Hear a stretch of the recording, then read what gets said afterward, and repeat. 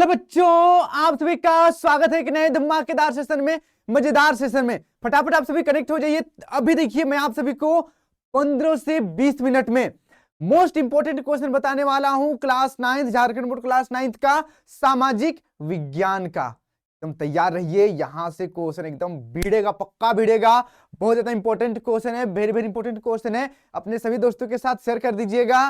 और यदि आप चाहते हैं कि आपका नंबर ज्यादा आए, आपके दोस्त का कम, तो भैया मत शेयर करना, ठीक है। चलिए, कौन कौन ऐसा सोचते हैं कि मेरा मेरा ज्यादा है मेरे दोस्त से, कमेंट कीजिए, कमेंट कीजिए जरा, देखो मैं। तो चलिए फटाफट हम लोग शुरू करते हैं। बहुत इंपॉर्टेंट है, पूरा प्रश्नोत्तर को आप लोगों को याद कर लेना। और बाकी सब्जेक्ट का भी मैंने अपलोड कर दिया है, नीचे डिस्क्रिप्शन पर लिंक मिल जाएगा। इसी प्रकार से मैं 2 से 3 सेट और अपलोड करूंगा, सभी को देख लेंगे तो आराम से 40/40 आ जाएगा। चलिए हम लोग शुरू करते हैं आज का सेशन को, ठीक है।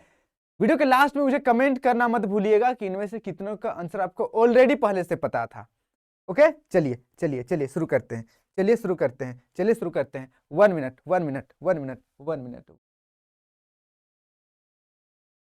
Okay, let's start. Okay, let's start our game. ये रहा आप सभी का मोस्ट इंपोर्टेंट क्वेश्चन। तो यहाँ पर आप देखिए, 1 घंटे 30 मिनट आप सभी को समय दिया जाएगा एक सब्जेक्ट के लिए। और यहाँ पर टोटल 40 एमसीक्यू प्रश्न पूछा जाएगा, 10 नंबर स्कूल की तरफ से आपको मिलेगा। ये सबको पहले पता है, इसमें कोई बड़ी बात नहीं है। और ओएमआर शीट पर होगा, एमसीक्यू क्वेश्चन आएगा, ये भी आप लोगों को पहले से मैंने बता दिया है। तो देखिए पहला क्वेश्चन, जो जल भाग 3 ओर से स्थल भाग से घिरा हो उसे क्या कहते हैं? क्या कहते हैं बताइए? नदी कहते हैं, प्रायद्वीप कहते हैं, झील कहते हैं, सागर कहते हैं। अब बोलो बोलो बोलो, क्या कहते हैं उसे? प्रायद्वीप कहते हैं। क्या कहते हैं? प्रायद्वीप। याद कर लीजिएगा, बहुत इंपॉर्टेंट क्वेश्चन है। अब आगे बढ़ते हैं, अगला दूसरा नंबर, निम्नलिखित में से कौन झारखंड की पड़ोसी राज्यों का समूह है? झारखंड के पड़ोसी राज्य का समूह बताइए भैया, बताइए बताइए बताइए। पहला देखिए, बिहार, पश्चिम बंगाल, उड़ीसा, छत्तीसगढ़, उत्तर प्रदेश। बिहार, पश्चिम बंगाल, उड़ीसा, छत्तीसगढ़, मध्य प्रदेश। मध्य प्रदेश तो नहीं है। बिहार, पश्चिम बंगाल, तेलंगाना, छत्तीसगढ़, उत्तर प्रदेश। तेलंगाना नहीं है। बिहार, पश्चिम बंगाल, उड़ीसा, मध्य प्रदेश, उत्तर प्रदेश। यहाँ पर देखिए मध्य प्रदेश नहीं है भैया, ठीक है। तो यहाँ पर ऑप्शन नंबर पहला बिल्कुल सही हो जाएगा। ठोको ताली, ठोको ताली। अब देखिए आगे अगला प्रश्न, तीसरा नंबर। तीसरा नंबर, निम्नलिखित में से कौन सुमेलित नहीं है? पहला देखिए हिमालय, नंदा देवी। दूसरा उत्तरी मैदान खादर, भारतीय मरुस्थल बरखान। और चौथा प्रायद्वीप पठार, उत्तरी सरकार। तो यहाँ पर ऑप्शन नंबर चौथा बेमेल है, मेल नहीं खा रहा है, मैच नहीं खा रहा है। तो आगे बढ़ते हैं, 4 नंबर 4 नंबर 4 नंबर, निम्नलिखित में से कौन सबसे सघन जनसंख्या वाला प्रदेश है? सघन, सबसे ज्यादा जनसंख्या घनत्व कहां पर है? हिमालय पर्वत में, मैदान मतलब उत्तरी मैदान में, प्रायद्वीप पठार में, या भारतीय मरुस्थल में? सिंपल सी बात है भैया, मैदान में ज्यादा रहेगा, उत्तरी मैदान में। पहाड़ पर्वत में कौन आदमी रहेगा? पठार में कौन रहेगा? मरुस्थल में कौन रहेगा? मैदान में लोग रहता है। अब आगे देखिए अगला 5 नंबर, कथन गंगा नदी में सालों भर जल प्रवाहित होता है। ये कथन है, इसका कारण यहाँ पर दिया हुआ है। गंगा नदी हिमालय से निकलने वाली नदी है और गर्मी में हिमालय के बर्फ पिघलने से गंगा नदी को जल प्राप्त होता है। भैया बाकी नदियां जितने भी है संसार में बरसात में भरती है, गंगा एकमात्र ऐसी नदी है जो भैया गर्मी दिन में वहां पर पानी भरता है, क्योंकि गर्मी में बर्फ पिघलता है हिमालय का, हिमालय से ही तो गंगा नदी निकलती है, ठीक है। तो यहाँ पर option number option number option number option number option number देखते हैं पहले। केवल कथन सही है? नहीं भैया, कारण सही और कथन गलत। No no no no no, कथन और कारण दोनों गलत। नो नो नो नो, कथन और कारण दोनों सही। Yes yes yes, option number चौथा बिल्कुल सही हो जाएगा। अब आगे बढ़ते हैं, 5 नंबर हो गया, 6 नंबर 6 नंबर 6 नंबर। भारत में नदियों का महत्व किन क्षेत्रों में है? किन क्षेत्रों में है? सिंचाई में है, नौका संचालन में है, विद्युत में है, उपरोक्त सभी? भैया नदी या पानी सिंचाई के लिए, नौका के लिए और जल विद्युत के लिए, सभी के लिए तो इंपॉर्टेंट है। ऑप्शन नंबर चौथा। फिर देखिए नेक्स्ट अगला अगला नंबर 7 नंबर, भारत में मानसून के आगमन के साथ कौन सी ऋतु का आरंभ होता है? बताइए बताइए। ग्रीष्म ऋतु, वर्षा ऋतु, शीत ऋतु, शरद ऋतु। भैया मानसून के साथ कौन सा ऋतु शुरू हो जाता है? वर्षा ऋतु शुरू हो जाता है। अब आगे बढ़ते हैं, अगला 8 नंबर 8 नंबर 8 नंबर। देखिए क्वेश्चन इजी लग रहा है या हार्ड लग रहा है? बोलो बोलो बोलो, एक बार बोल दो, कमेंट कर दो। अगला देखिए अगला 8 नंबर 8 नंबर, जहां 200 सेंटीमीटर से अधिक वर्षा होती है वहां किस प्रकार के वन पाए जाते हैं? 200 सेंटीमीटर से अधिक वर्षा होती है वहां किस प्रकार के वन पाए जाते हैं? किस प्रकार के वन पाए जाते हैं? बोलो बोलो बोलो। यहाँ पर देखिए, उष्णकटिबंधीय सदाबहार वन, उष्णकटिबंधीय पतझड़ वन, कंटीले वन, झाड़ियां, उपरोक्त सभी, उपरोक्त सभी। बोलो। तो यहाँ पर option number option number option number पहला बिल्कुल सही हो जाएगा। तो मैं थोड़ा सा जूम कर, यस, अब मजा आएगा, अब मजा आएगा। ठीक है, दिख रहा है ना? दिख रहा है? ऐसा नहीं ना एकदम छुटकू छुटकू चिमटी जैसे नहीं ना दिख रहा है? ओके, ठीक दिख रहा है। आगे बढ़ते हैं, आगे बढ़ते हैं। अगला, अगला, अरे भाई, अगला नीचे है। 8 के बाद 9। प्रति 1000 पुरुषों पर महिलाओं की संख्या को क्या कहते हैं? प्रति 1000 पुरुषों पर महिलाओं की संख्या को जनसंख्या संरचना, जनसंख्या अनुपात, लिंग अनुपात या आयु संरचना? तो भैया लिंग अनुपात कहते हैं। क्या कहते हैं? लिंग अनुपात कहते हैं। फिर देखिए आगे 10 नंबर, निम्नलिखित में कौन जन्म दर का सही अर्थ है? जन्म दर का सही अर्थ क्या है? एक वर्ष में प्रति 1000 व्यक्तियों में जितने जीवित बच्चों का जन्म होता है, एक वर्ष में प्रति 1000 व्यक्तियों में जितने जीवित और मृत मृत बच्चों का जन्म होता है, या फिर एक वर्ष में प्रति 1000 व्यक्तियों में जितने मृत बच्चों का जन्म होता है, या एक वर्ष में प्रति 1000 व्यक्तियों में जितने बच्चों का प्रवास होता है। भैया जन्म दर एक वर्ष में जितना जन्म होता है उसको बोलते हैं। ऑप्शन नंबर पहला। फिर देखिए आगे बढ़ते हैं, अगला, अगला बढ़ते हैं, अगला। ओके, अगला बढ़ते हैं। ओके डन, 1 मिनट इसको मैं यहाँ रखता हूँ। वही बच्चों, तुम यहीं पे रहो, इधर उधर नहीं घूमना। अरे ऊपर नहीं जाना है, उधर छिप जाएगा कोर्स। आगे बढ़ते हैं। 11 नंबर, किसी भी देश में कानून बनाने का सबसे बड़ा अधिकार किसको होता है? राष्ट्रपति को, प्रधानमंत्री को, संसद को, सर्वोच्च न्यायालय को? कानून कौन बनाता है? कानून के हाथ इतने लंबे हैं, कहीं तक ही पहुंच जाते हैं।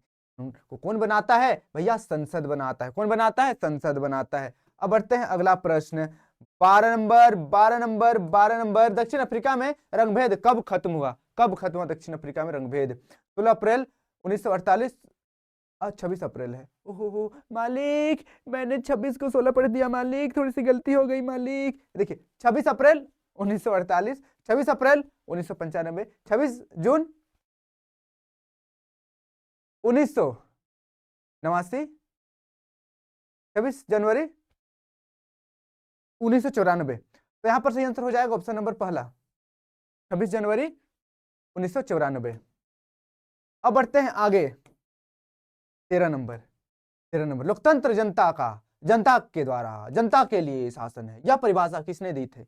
अब्राहम लिंकन ने, रूजवेल्ट ने, महात्मा गांधी ने, या वुडरो विल्सन ने? बताइए। तो यहाँ पर ऑप्शन नंबर पहला सही हो जाएगा। अब्राहम लिंकन ने इस तरीके से कहा था कि लोकतंत्र जनता का, जनता के द्वारा और जनता के लिए शासन है। ठीक है, मैंने इसे बताया था आपको, बैच में बताया था, बैच में बताया। चलिए आगे बढ़ते हैं, आगे बढ़ते हैं।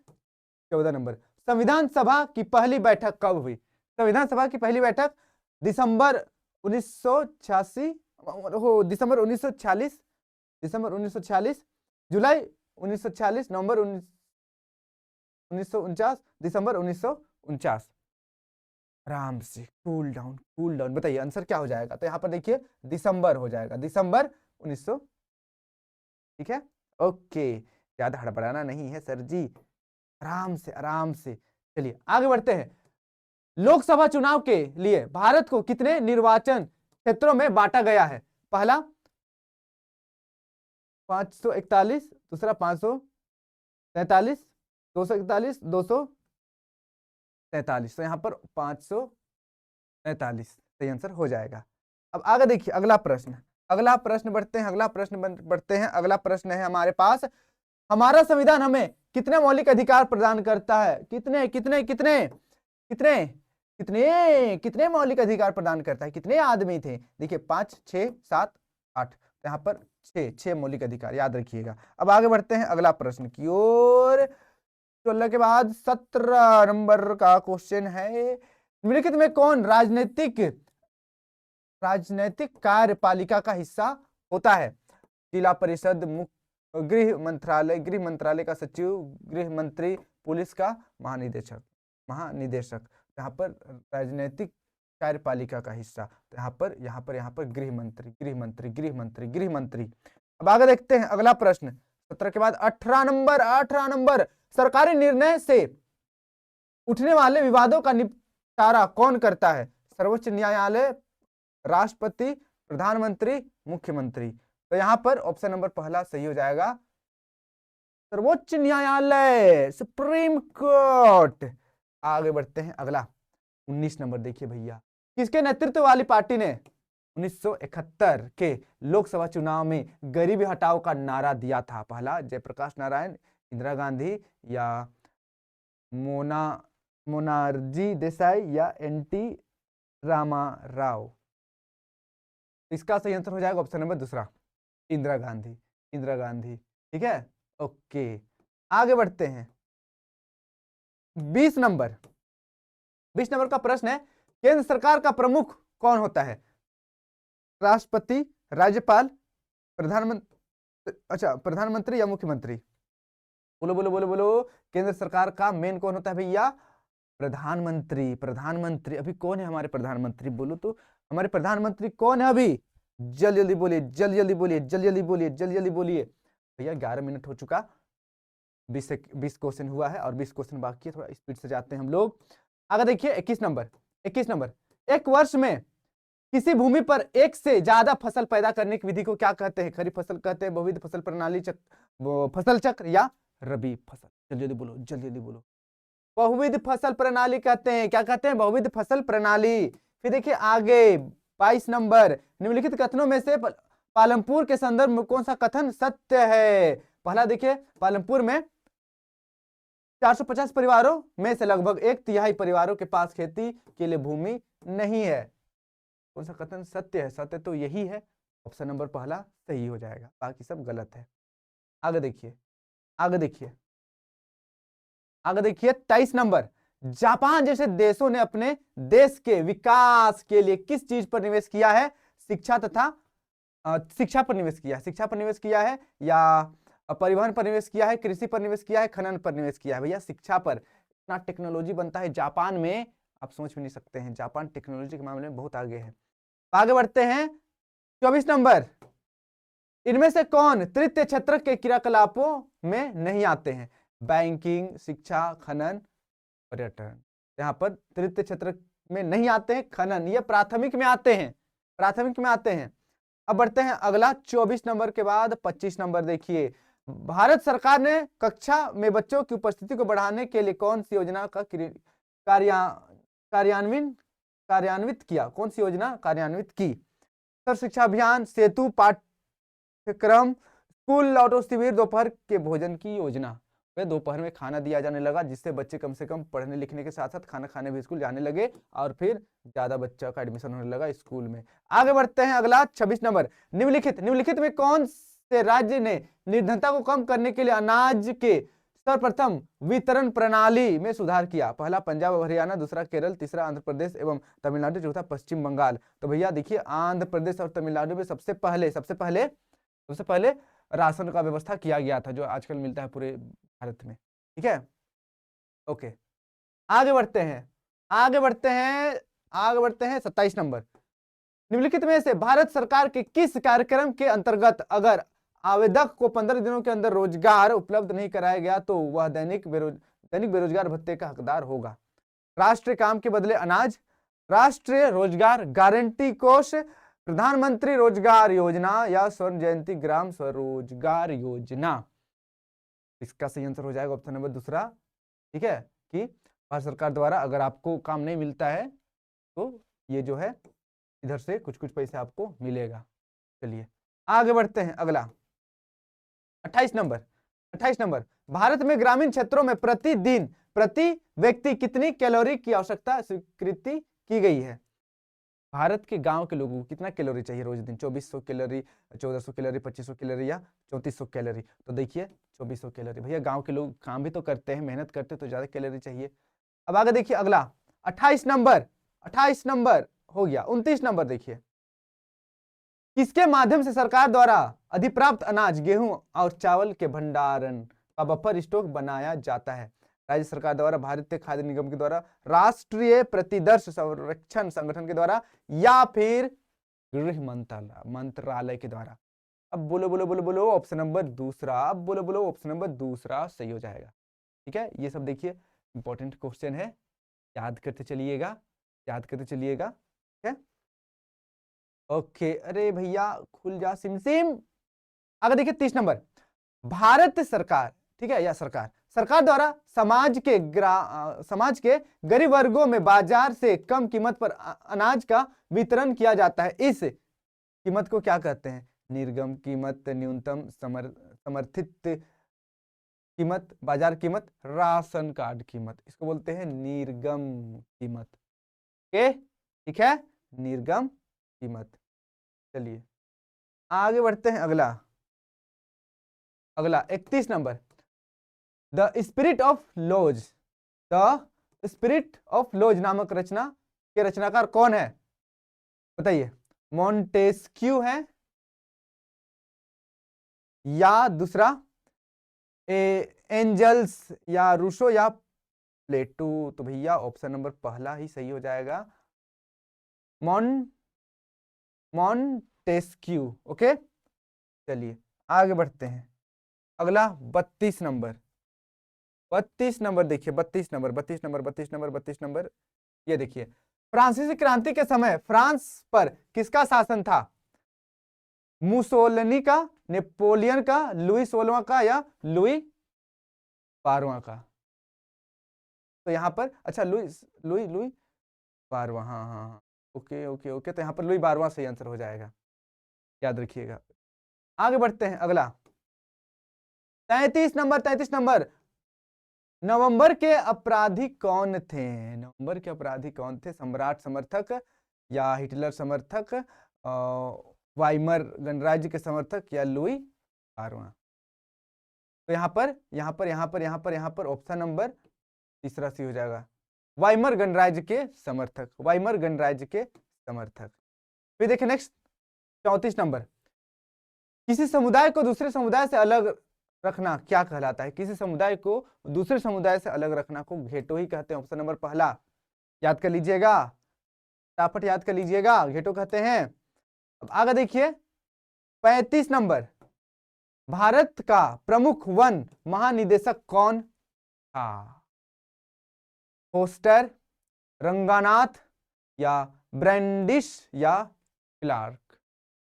यहाँ पर ऑप्शन नंबर तीसरा सी हो जाएगा, ब्रैंडिश, ब्रांडिस हो जाएगा, कोई दिक्कत नहीं है, डन।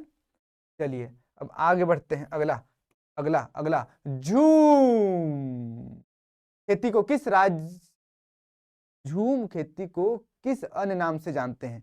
झूम खेती को किस अन्य नाम से जानते हैं? बताइए बताइए भैया, 17 मिनट हो चुका है, हो जाएगा 20 मिनट में आराम से हो जाएगा।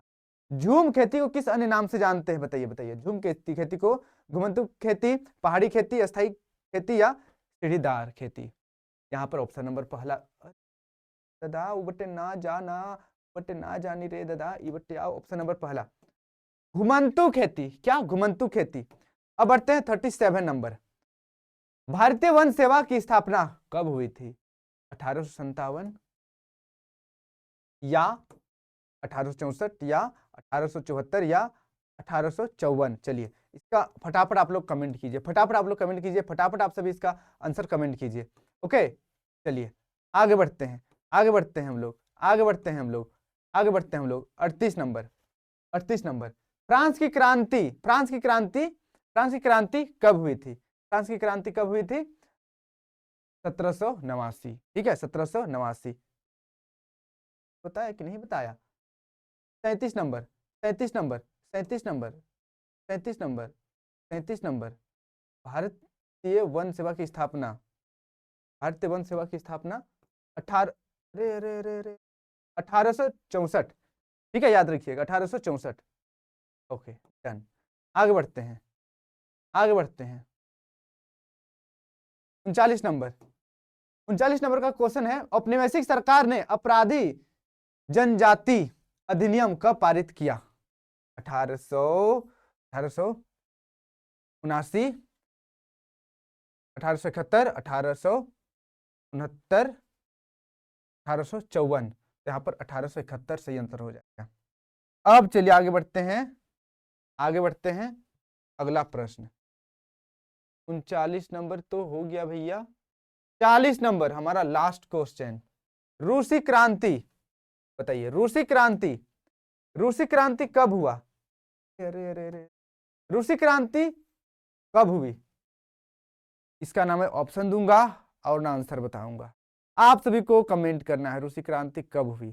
ठीक है, रूसी क्रांति कब हुई कमेंट करना है। तो यहाँ पर मैंने आप सभी को मोस्ट इंपोर्टेंट क्वेश्चन बता दिया है। सभी क्वेश्चन बहुत ही ज्यादा इंपॉर्टेंट है, सबको पूरा रट्टा मार लेना है, अपने दोस्तों के साथ शेयर करना है। डिस्क्रिप्शन पर बाकी सब्जेक्ट का लिंक दे दिया गया है, जाकर देखिए और फिर तैयारी शुरू कर दीजिए। आज के लिए इतना ही। आप सभी को ढेर सारा प्यार, ढेर सारा आशीर्वाद। अच्छे से पढ़िए, मन लगाकर पढ़िए और अपने सारे सपनों को पूरा कीजिए। और एक चीज आप लोगों को बता दूं कि आप सभी का आप सभी का आप सभी का अ, आप सभी का सरप्राइज आई थिंक आप सभी को मिल गया है।